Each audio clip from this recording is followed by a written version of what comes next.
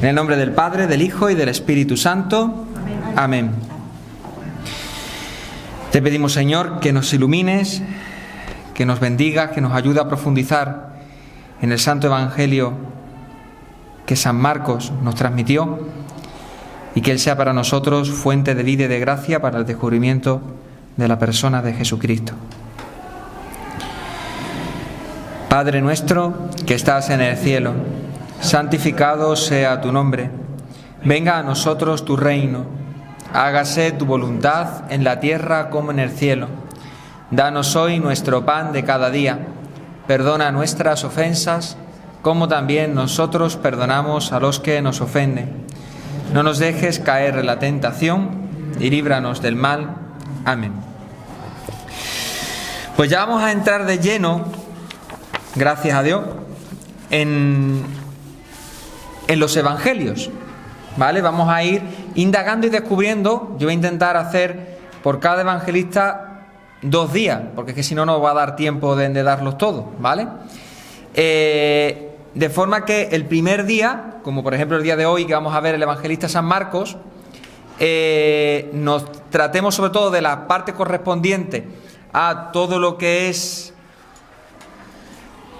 más superfluo, por decirlo de alguna manera, superficial, y al día siguiente entrar en la parte mucho más teológica, ¿no? De forma que podamos ver desde la parte externa pues todo lo que corresponde a ese evangelio en sí mismo, y luego andando en la teología, en la profundidad que el evangelista nos transmite, ¿no? De forma que podamos ver pues lo más importante al siguiente día, ¿no? Pero después de haber visto el contexto general de lo que significan los evangelios. Entonces, ¿qué es lo que vamos a ver? Es decir, ese primer día que te tratemos ese evangelio concreto. Bueno, vamos a ir viendo cosas muy fundamentales, como por ejemplo el tema del autor, o los lugares, es decir, el lugar donde se pudo componer aquel evangelio, o la parte literaria, ¿no? Cómo está escrito, por qué está escrito así, ¿no? El lenguaje, la estructura que tiene, es decir, todo lo que es el mecanismo externo, ¿no? Es como si nosotros cogiéramos un robot y dijéramos, ¿cómo está hecho este robot?, ¿no? Y dijéramos, pues está hecho de estas piezas, y está hecho de esta manera, y esto funciona de esta forma, y esto está hecho así, ¿no? Después está lo que es la parte un poco como si cogiéramos un ordenador. Una cosa es el hardware, no sé, yo para el inglés es muy malo, ¿vale? El hardware, y otro es el software, ¿no? Es decir, la parte dura, para que me entendáis, la parte externa, física, y luego está la parte profunda, ¿no? La parte de dentro del ordenador, que es cómo funciona interiormente, ¿no? Pues eso es lo que vamos a intentar hacer con los evangelios, ¿no? Vamos a tratar la parte externa y luego la parte interna. Bueno, pues para ver la parte externa, que es lo que vamos a ver hoy del evangelio de San Marcos, e iremos viendo de los distintos evangelistas, os he puesto esto que está aquí. ¿Por qué? Pues muy sencillo. Con lo que vamos a tratar, voy a acercarlo un poquito más. Con lo que vamos a tratar, lo que vamos a ir viendo es, bueno, ¿y esto de dónde se puede sacar? Es decir, ¿quién es el autor? ¿Y cómo se puede descubrir quién es el autor del Evangelio de San Marcos, ¿no? O cómo se puede descubrir que realmente lo escribió concretamente este hombre, ¿no? Este autor. O ¿cómo podemos saber la fecha o el lugar de la escritura cuando se compuso ese evangelio, ¿no? O cuándo podemos saber, bueno, ¿y por qué está escrito de esta forma? ¿Y por qué podemos saber que tiene fuentes anteriores a ese evangelio o no hay fuentes anteriores a ese evangelio, ¿no? Si había unos escritos anteriores o no había unos escritos anteriores, ¿en qué se basa cuando lo escribe, ¿no? Bueno, pues para ello tenemos 3 puntos, tres realidades que tenemos que tener presentes a la hora de vivir esta realidad. Lo primero son los manuscritos. Es decir, nosotros nos hemos encontrado con manuscritos antiguos, muy antiguos. Si habéis leído lo que corresponde al tema de hoy, pues habréis visto cómo hay escritos que se han encontrado, por ejemplo, en Qumrán, y hay algún autor que ha leído ese texto de Qumrán y dice, esto es del Evangelio de San Marcos. O, por ejemplo, escritos que hay del siglo IV, es decir, escritos que hay de, bueno, pues la tradición, pues cuando fueron escribiendo de nuevo los escritos antes de que existiera la imprenta, ¿verdad? Porque la imprenta es del siglo XV, no es del siglo I, de forma que lo primero que hacían era escribir, ¿no? Bueno, pues se puede ver y se puede descubrir cuando se hacían pues las transcripciones de los evangelios de un libro a otro, pues hay distintas fuentes, distintas corrientes, pues de distintos lugares, y a lo mejor hay cosas que cambian o cosas que están similares, ¿no? Pues esos manuscritos, ¿qué es lo que nos dice de ese evangelio, ¿no? ¿Qué se ha podido descubrir? En segundo lugar, tenemos que coger las fuentes de los santos padres. Esto es fundamental. ¿Por qué? Porque un autor del siglo segundo o de principio del siglo segundo te dice tranquilamente: no, este evangelio fue escrito por no sé quién. Pues toma ya. Es decir, no es lo mismo que te lo diga una persona actual, que te diga: no, sí, yo veo este libro, que te lo diga una persona que a lo mejor no lo ha conocido a San Marcos o ha conocido a San Mateo, pero ha conocido a la persona que ha hablado, que lo escribió. O sea, que son muy importantes para nosotros. Y en tercer lugar, como no, la crítica textual. Es decir, coger el libro, y los que saben de los estudiosos de los textos, ¿no? de la escritura, no me refiero a la escritura como sagrada escritura, sino la escritura en sí misma, ¿no? Es decir, un escrito, te lo cogen y te pueden descubrir, pues, es decir, si se puede ver, pues por ejemplo, si tú escribes una cosa, una persona que sabe de estos temas te dice: pues esta persona escribió este texto estando agobiada, o estando no sé qué, o estando no sé cuánto. Pues esto, es decir, pues si se puede saber ese enrame, pues también se puede descubrir algo más importante, ¿no? Que es ver cosas concretas que se transcriben cuando tú ves por qué hay latinismos, que ahora lo veremos, por qué hay cosas que están escritas en arameo, por qué hay cosas que están escritas, bueno, o del lugar, ¿no? Eso se puede ver perfectamente. Una persona que lee el Evangelio, que entiende, pues dice: pues esta persona puede ser de aquí, pues lo pudo escribir por esto, lo pudo escribir por esta otra realidad, pues le daba importancia a esto por esto mismo, ¿no? Bueno, pues estas tres realidades son importantísimas a la hora de coger cualquier libro del antiguo, de la Biblia, ¿no? Pero en este caso concretamente, lo que vamos a ver ahora en el Evangelio, pues también. Entonces veremos en este engramaje externo, pues estas realidades de qué nos puede decir concretamente el Evangelio de San Marcos. Cogiendo el Evangelio de San Marcos, es verdad que ¿por qué cogemos el Evangelio de San Marcos primero? Pues muy sencillo, porque es el más corto, ¿vale? Es el más corto y como tiene menos que tratar, pues es preferible entrar con algo sencillo y después coger los que son un poquito más complicados. Sin embargo, a pesar de ser corto, fijaros lo que dice Vincent Taylor, ¿no? Dice: el Evangelio de San Marcos es uno de los tesoros más grandes de la Iglesia y uno de los libros más influyentes y sobrecogedores de todo el mundo. Fijaros lo que llega a decir de este Evangelio, o sea, que aunque sea cortito y pensemos decir: bueno, pues este tiene menos importancia. No es así, no es así. ¿Por qué? Pues ahora lo vamos a ir viendo, ¿no? ¿Qué podemos decir? Primero, cuando entramos, que es lo primero que tenemos que poner aquí arriba cuando pongan el vídeo, que es lengua y estilo. Lengua y estilo. Es decir, este libro, ¿en qué lenguaje fue escrito? Porque no fue escrito en español, ¿vale? Tampoco fue escrito en latín. En la lengua que se escribió fue la lengua común griega, el koiné, que no era el griego en el que escribían los que saben escribir. No sé si me explico, ¿no? No era el lenguaje culto, era un lenguaje común, el que se hablaba comúnmente en la época en la calle, para que me entendáis, ¿no? Y ese era el que así se conoce como el griego helenístico o koiné, que es como se conoce, ¿no? Que es un griego común. Pues en ese griego fue como se escribió ese Evangelio.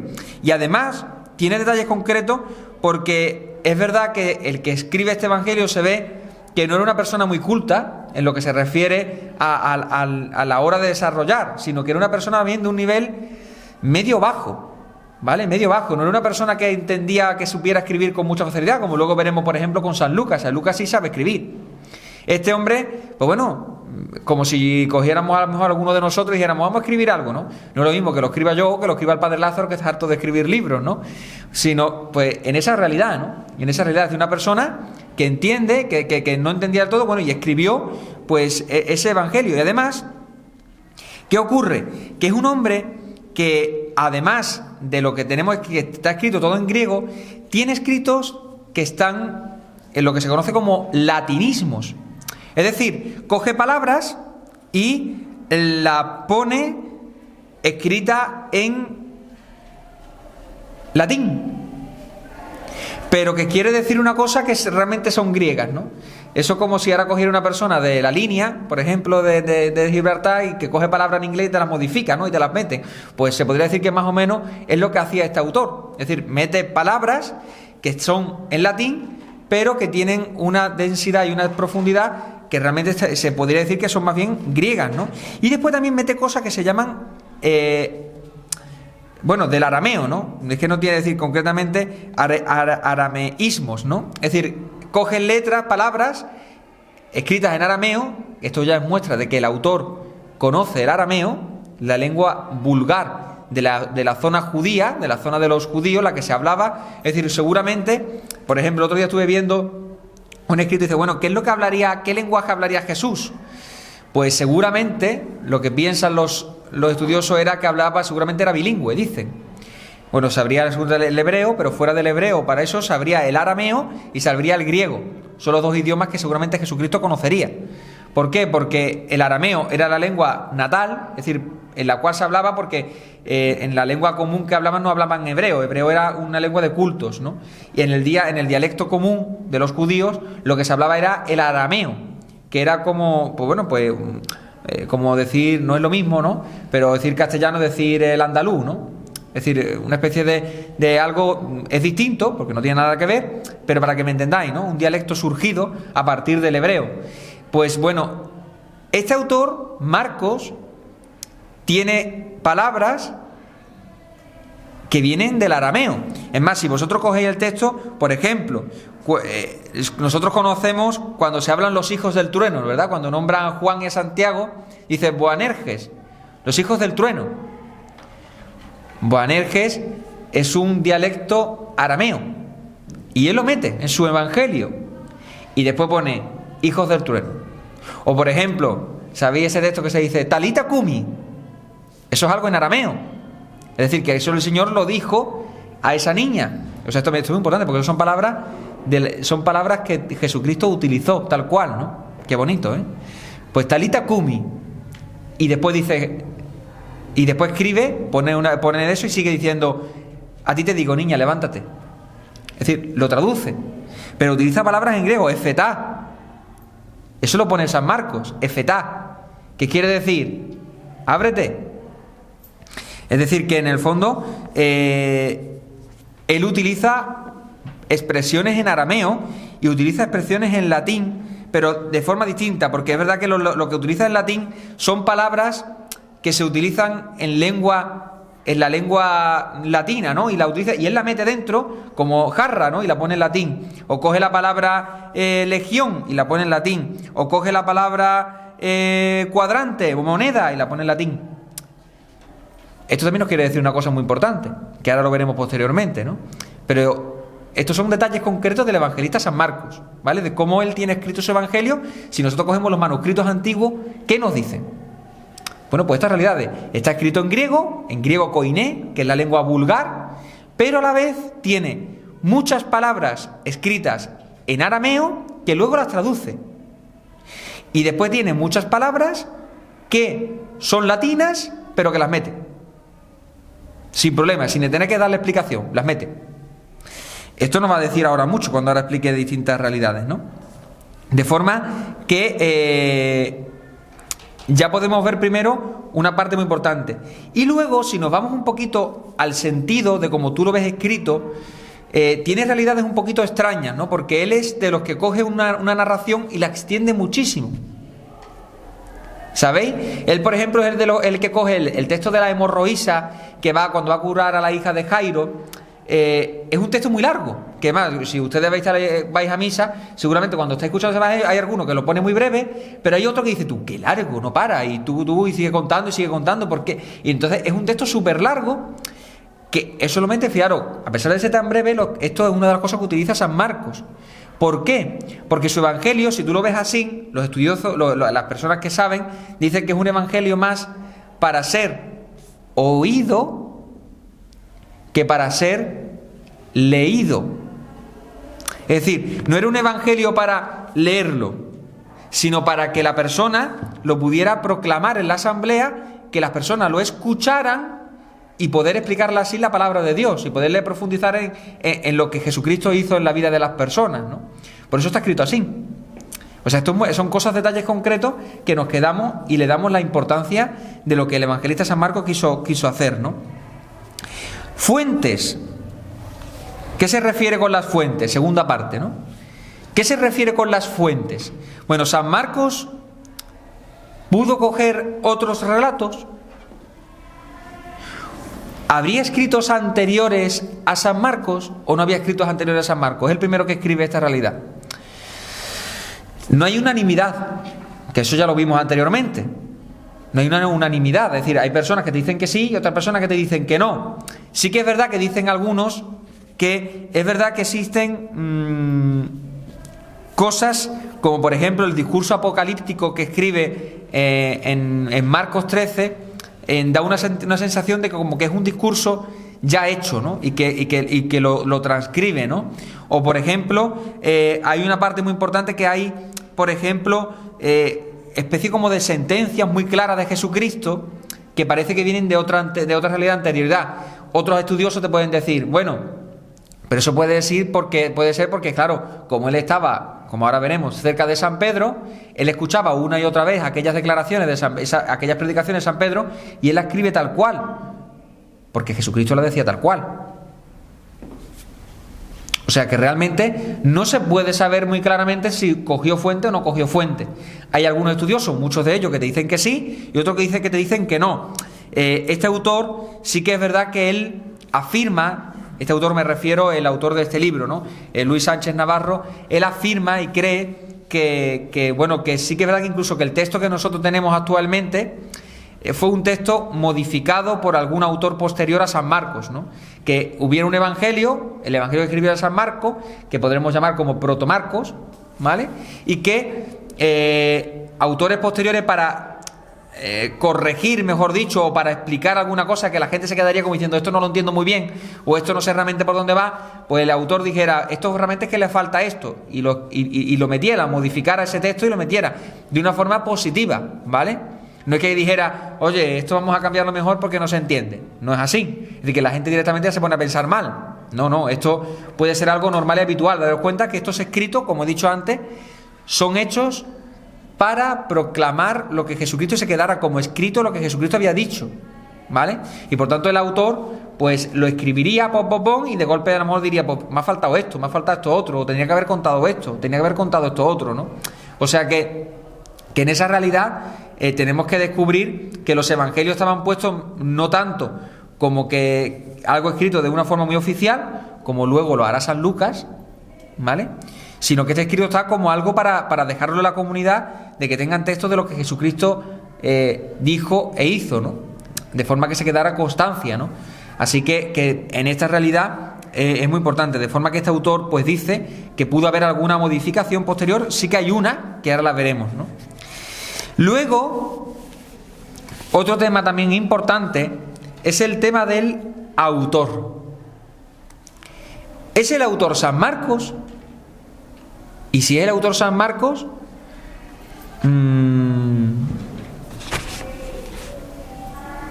¿cómo lo sabemos? Bueno, pues el libro es anónimo, ¿vale? Es decir, los escritos que tenemos dicen del Evangelio de Jesucristo, el Hijo del Mesías, el Hijo de Dios. Pero te dice el Evangelio escrito por San Marcos. Eso es algo que pertenece a la tradición, ¿vale? Es decir, en la tradición de la Iglesia se ha dicho que este segundo Evangelio, porque es el segundo, fue escrito por la persona de San Marcos. Y además él está totalmente ausente en la narración, es decir, él no se menciona en primera persona siquiera, ¿no? Sino que habla directamente como en tercera persona de la realidad de San Marcos, ¿no? La tradición lo que dice es que este San Marcos es el Juan Marcos que aparece relacionado con San Pedro y con San Pablo en los escritos neotestamentarios. Es decir, en el libro de los Hechos de los Apóstoles aparece este personaje, Juan Marcos, y luego además en los escritos de las cartas de San Pablo también aparece, ¿vale? De forma que dicen que es este mismo Juan Marcos o Marcos el que escribió este evangelio. Y bueno, ¿y esto cómo podemos saberlo? Bueno, pues aquí viene, os digo, están los manuscritos y está lo que dicen los santos padres, os he dicho antes. Pues los santos padres, hay un santo padre que se llama Papías de Hierápolis, que murió en el año 150, o sea, de antes de ayer, vamos, de antes de ayer para él, ¿no? De antes de ayer para él, porque no es lo mismo decir 100 años que decir 2000 años, ¿verdad? No tiene nada que ver. Pues este hombre, del año 150, dice, y lo voy a leer textualmente porque me parece que es algo que merece la pena mencionarlo, ¿no? Porque un escrito del siglo II, de mediados del siglo II, del año 150, fijaros lo que dice claramente de este evangelio. Dice: Marcos, que fue intérprete de San Pedro, escribió cuidadosamente, aunque no con orden, cuanto recordaba de los dichos y hechos del Señor, porque él ni había oído al Señor ni lo había acompañado, sino después, como dije, a Pedro, el cual daba sus enseñanzas según las necesidades, pero no como quien hace una estructuración de los oráculos del Señor, de manera que nada faltó Marcos al escribir algunas cosas como las recordaba, pues en una cosa puso su cuidado, en no omitir nada de lo que había oído, ni poner nada falso en ello. Yo creo que con esto ya no hace falta que diga más nada de lo que viene de San Marcos. ¿Por qué? Porque una persona del año 150 que te diga con tanta claridad cómo fue escrito el Evangelio de San Marcos, me parece que ya no tenemos más nada que decir. Es decir, es una persona que más, si tenemos que sacar conclusiones, por ejemplo, la relación que tenía Marcos con Pedro. Es decir, el escrito de San Marcos tiene una relación especial con la predicación de San Pedro. ¿Por qué? Porque Marcos había oído la predicación de San Pedro. Y San Pedro no predicaba la historia de Jesús, voy a contarte la historia de Jesús, sino que Pedro, cuando estaba delante de la comunidad, decía, pues según la necesidad, dice claramente, él cogía y decía, pues voy a predicar sobre este tema. Entonces, él hablaba de algún acontecimiento del Señor, algún hecho de Jesucristo, alguna frase del Señor, pues todo lo que refiere a la vida del Señor, ¿no? Y lo iba comentando así. Entonces, Marcos lo iba escuchando, porque él ni había oído, ni había estado con el Señor, ni lo había visto. De forma que él, todo lo que escuchaba, pues él se quedaba con todo. Y de eso que se quedaba, él escribió ese evangelio. Y como dice claramente, puso mucho cuidado en no omitir nada de lo que había oído, es decir, intentó escribir todo lo que San Pedro había escuchado de San Pedro y no poner nada falso en ello, es decir, intentar que las cosas que ella iba escuchando no poner nada que no fuera de lo que no había dicho Pedro, que fuera de su propia mano. De forma que aquí vemos algo muy importante, ¿no? Que si a lo mejor posteriormente, cuando escribió ese evangelio, pues pudo modificar algo, pues dijo, ay, es que esto no lo he puesto, tendría que haberlo puesto porque si no la gente no se enteraría bien. Pues pudo modificarlo, es normal. Es normal. Si incluso en estos autores, cuando se ha escrito un libro de cualquier realidad, existe una nueva versión del libro de no sé cuánto.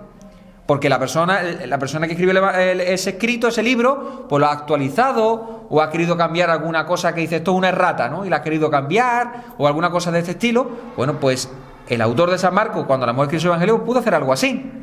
No es de extrañar, ¿vale? Pues fijaros que ya no solamente tenemos esta versión del Papías de Hierápolis, sino tenemos además versiones de otros santos padres, como Ireneo, San Ireneo, Tertuliano no es santo, Tertuliano, Justino, Clemente, Alejandrino, Jerónimo. Todos ellos hablan de que este evangelio fue escrito por San Marcos, ¿vale?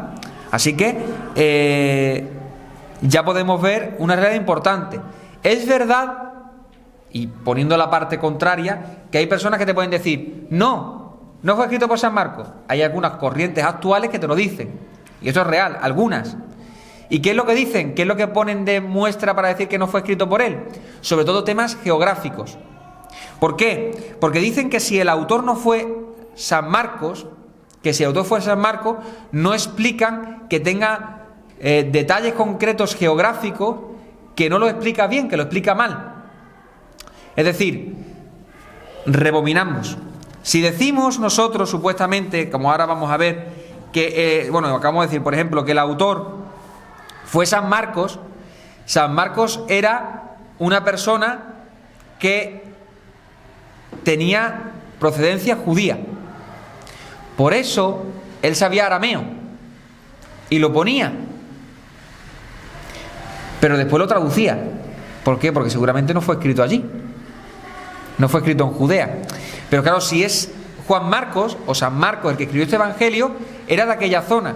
Y es verdad que hay cosas que yo no puedo decirlo con total claridad, eso lo pueden decir los estudiosos, que escriben de algún lugar y no lo explican con tanta claridad, o se equivocan, tienes errata. Pero bueno, esto cualquier persona dice, bueno, pues se pudo, pues bueno, de la distancia, del tiempo, de lo que fuera, pues se pudo olvidar, ¿no? Y es normal que una persona pues te pueda decir, yo a lo mejor dentro de 10 años me dicen, ¿cómo era la parroquia de San José Artesano? Y yo puedo decir, sí, porque tenía aquí, porque no sé cuánto, y después a lo mejor pues me equivoco, porque a lo mejor el pasillo de dentro lo pongo allí al fondo, ¿no? Bueno, pues eso puede haber algún problema de este tipo, puede pasar, ¿no? Yo estoy hablando para que sepáis un poquito y veáis, a ver, esto lo está diciendo una persona que, porque en el fondo yo creo hacia la razón de que el Evangelio fue escrito por San Marcos, ¿no? Una persona que te dijera que no fue escrito por San Marcos te diría otra cosa distinta. Yo personalmente pienso, viendo después además que existen escritos de santos padres que nos hablan claramente de esta realidad, ¿cómo nosotros vamos a rechazar algo dicho por una persona del año 150? O sea, yo del año 2000 voy a negar una cosa que ha dicho durante todo el tiempo la tradición de la Iglesia y que además te lo puede certificar escritos de personas cercanas a la época. ¿Yo qué quiere que te diga? Yo personalmente prefiero escuchar a los santos padres antes que a un autor que te hable de crítica textual. Porque cuántas veces no se equivocan personas hablando de escritos que se ponen a mirar y dicen, no, porque esta persona no sé cuánto, y dices tú, ¿qué tiene que ver eso con lo que yo realmente he escrito o he querido decir, ¿no? O sea que yo prefiero quedarme con eso antes que quedarme con lo que me diga un autor del año 2000, ¿no? Fecha y lugar de la composición. ¿Cuándo y dónde? ¿Cuándo y dónde fue escrito este evangelio? Bueno, pues lo mismo. Existen diversas corrientes, ¿no? La más las que las personas más ven con claridad es que este evangelio fue escrito alrededor del año 60 o en torno al 70. ¿Por qué? Porque se puede sobre todo descubrir en el escrito que no ha ocurrido todavía la destrucción de Jerusalén por los romanos, que ocurrió en el año 70. Por tanto, si no hace mención o no se ve que él lo conociera, nos está hablando que ese autor, cuando escribió ese evangelio, no había visto la caída de Jerusalén. Y como no había visto la caída de Jerusalén, no lo manifiesta en sus escritos, ¿vale? Y esto ya nos muestra que el evangelio es anterior a eso. Los autores, pues hablan que pudo rondar el año 60, ¿vale? Y de esto, ¿quién nos puede decir esta realidad? Pues bueno, hay algunos que dicen que fue anterior a la muerte de Pedro y otros que dicen que fue después, ¿no? Y podemos ver que Clemente de Alejandría, por ejemplo, dice que fue antes, Eusebio también dice que fue antes, pero también hay otros, como por ejemplo Ireneo, que habla de que dice que fue después de la muerte de Pedro. Entonces, bueno, pues no se sabe, pero bueno, que pudo rondar esa época cuando se escribió el Evangelio. Bueno, pues, pero es verdad que, por ejemplo, que es lo que también dice este autor, que esto también es muy importante. En Qumrán, un papirólogo vio uno de los manuscritos, vio un pequeño texto, un pequeño fragmento, que él decía que pertenecía a Marcos 6, 52-53. Son 2 versículos, pero que él había visto, que él decía que estos escritos eran de Qumrán y él estaba empeciñado en que eran de Qumrán, ¿no? Que él lo había tenido, que lo había estudiado y que decía estos 2 versículos del Evangelio de San Marcos. Si esto es así, ese escrito, ¿vale?, era antes incluso del año 60. Porque ese escrito está datado entre el año 50 antes de Cristo y año 50 después de Cristo. De forma que podemos decir tranquilamente que el Evangelio de San Marcos se pudiera haber escrito en el año 50, o antes. Tiene mucha importancia porque es un evangelio muy antiguo, muy antiguo. Es más, no se va a los detalles, sino se va al grosso, ¿vale? Como luego ya veremos la próxima vez que nos reunamos. El lugar de la composición, pues el lugar de la composición se piensa que ha sido Roma. ¿Por qué? Pues por lo que he dicho antes. Coge una palabra del arameo y te la tiene que traducir y te dice qué significa, pero curiosamente te pone latinismos y no te lo traduce. ¿Y por qué una palabra en latín no te la traduce? Porque las personas a las cuales se estaba escribiendo ese evangelio eran personas que conocían el latín, y si conocen el latín quieren decir que es de la parte de Occidente. Y si Pedro estuvo predicando concretamente en Roma, y él la que había escuchado predicar era San Pedro, pues todo ahí cuadra, ¿no? Que seguramente ese evangelio se escribió para la comunidad de Roma. Además, hay un detalle concreto. Además hay testimonios externos, ¿no? Es decir, por ejemplo, Ireneo, Clemente de Alejandría, también Papías, que es el que hemos dicho antes, hablan de esta realidad que fue escrito en Roma. Pero además hay un detalle concreto, que es que San Marcos habla, cuando escribe su evangelio, explica que el que llevó la cruz, ayudó a llevar la cruz del Señor, fue Simón de Cirene, el padre de Alejandro y Rufo, dice el evangelio. No sé si lo recordáis, ¿verdad? Que dice, el padre de decir, Jesucristo iba con la cruz y como no podía cargar con ella, llamaron a uno, en unos evangelios dice, a un cierto Simón de Cirene. Y en el evangelio de San Marcos no dice un cierto. En el evangelio de San Marcos dice, a Simón de Cirene, el padre de Alejandro y Rufo. Quiere decir que a la comunidad a la cual fue escrita este evangelio conocían a Alejandro y Rufo. Bueno, muy bien, pero es que si ahora nos vamos más atrás, cuando San Pablo escribe la carta a la comunidad de Roma, a la carta a los romanos, dice, dadle recuerdos a Rufo. ¿Es el mismo? No lo sabemos, pero son muchas casualidades, ¿no? ¿Vale?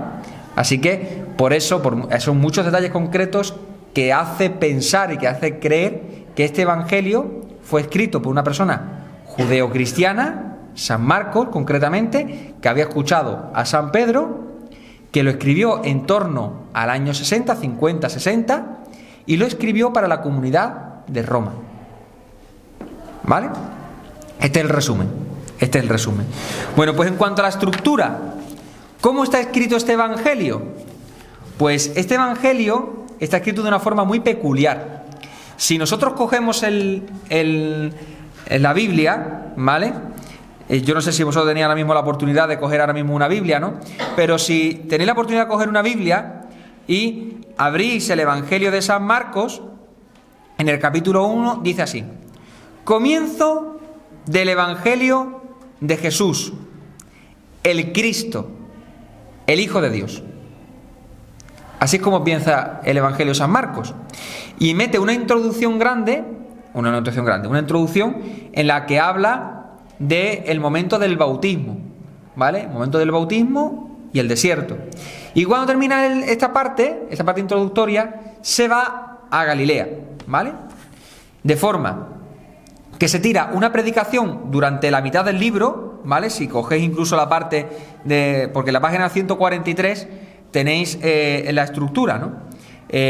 Como veis, título, el prólogo, y después del prólogo aparece la primera parte. Una primera parte en la que se habla de la misión en Galilea. ¿Y cuándo termina la misión en Galilea? Pues termina en capítulo 8, versículo 30, donde Pedro le dice a Jesús: tú eres el Mesías. Muy bien. Si en el principio ha dicho Jesucristo, el Cristo, el Mesías, la primera parte está clara. Pues termina la primera sección, la primera parte. Y empieza otra segunda. Y es que Jesucristo, después de esta manifestación en Cesarea de Filipo, empieza otra realidad distinta. Y es que Jesucristo empieza a mostrarle cuál es la misión de ese Mesías. Porque en la primera parte, ya lo veremos la semana que viene, durante la primera parte se tira Jesucristo todo el tiempo diciendo, callando a los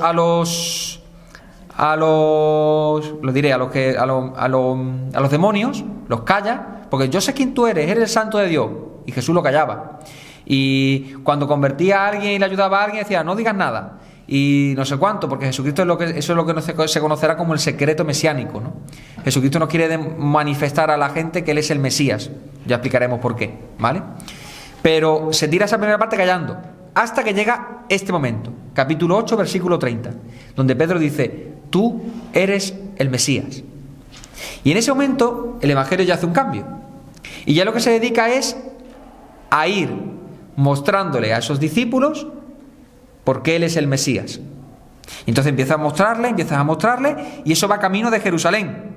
Pues va camino de Jerusalén llega a Jerusalén, tiene la predicación en Jerusalén y muere en Jerusalén. ¿Y cómo termina muriendo? Pues lo voy a leer.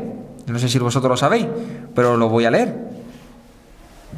En el capítulo 15, versículo 37, capítulo 15. Y Jesús, dando un fuerte grito, expiró. El velo del templo se rasgó en dos, de arriba abajo. El centurión romano, que estaba enfrente, al ver cómo Jesús había expirado, dijo: verdaderamente este hombre era Hijo de Dios. Pues ya está concluido.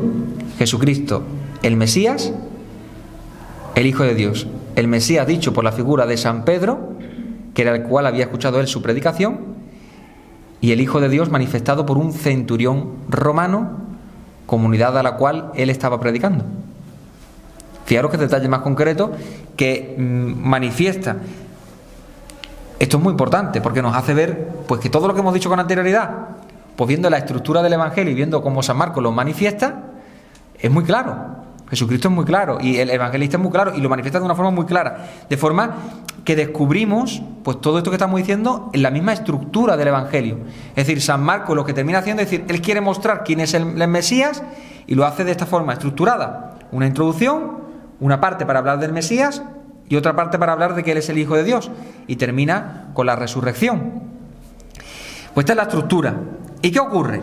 Bueno, pues hay una parte que se llama, que todos los estudiosos lo conocen como el apéndice canónico, que este es el último punto. ¿Qué es el apéndice canónico?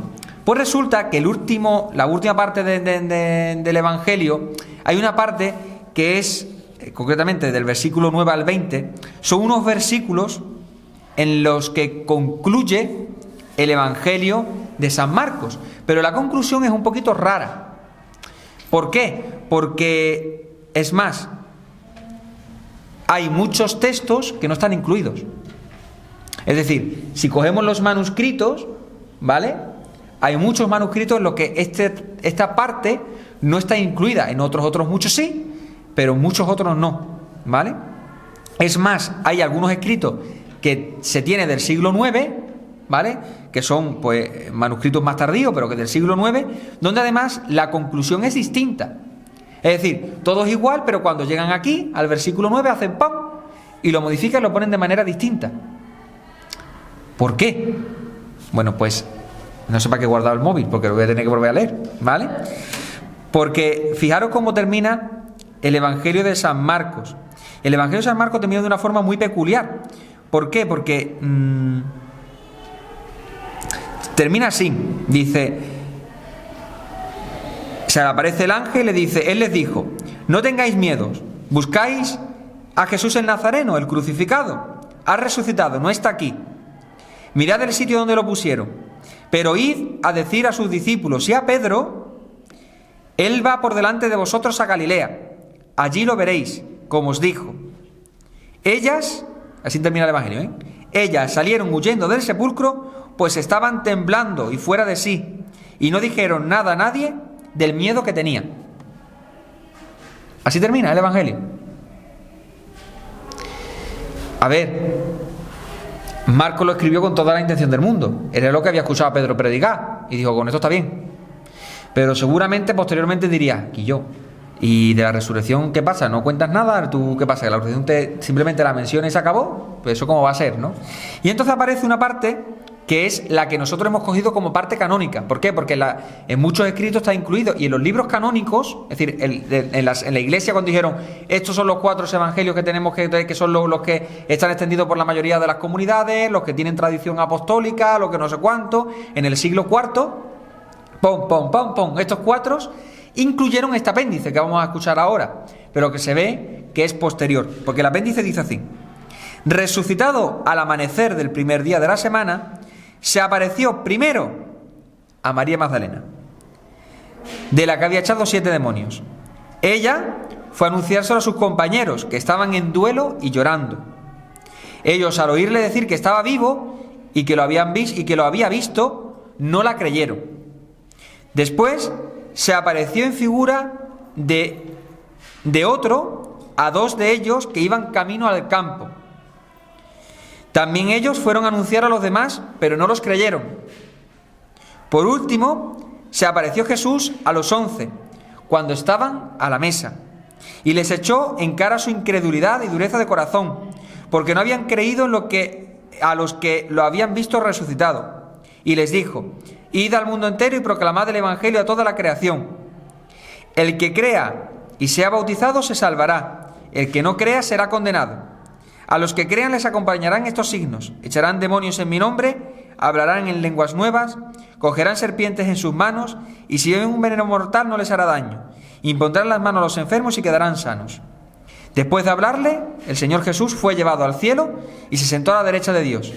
Ellos se fueron a predicar por todas partes y el Señor cooperaba, confirmando la palabra con las señales que los acompañaban.